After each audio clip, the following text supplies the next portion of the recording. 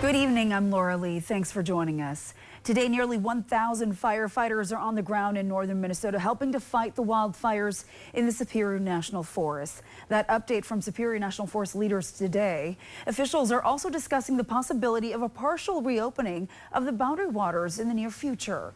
Northern News Now's Maggie Franzen joins us live in studio tonight with the latest on the wildfire update. Maggie? Laura, officials say these fires have been shifting since July 6th, and their strategy has had to shift right along with them.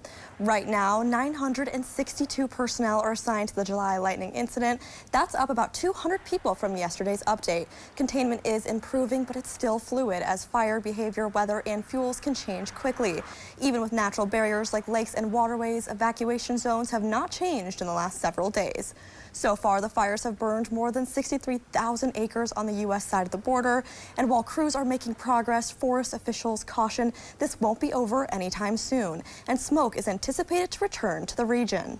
Message is good air quality now, but we'll keep an eye on the fires and would expect with more smoke from these fires later in the summer to see increased impacts in this area.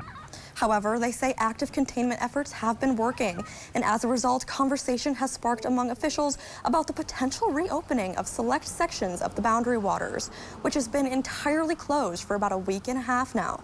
Staff that is starting to engage and think about where are those places that are best to open up, where are those corridors within the boundary waters that people are still going to be able to experience that and also not be in the way in those fire operations.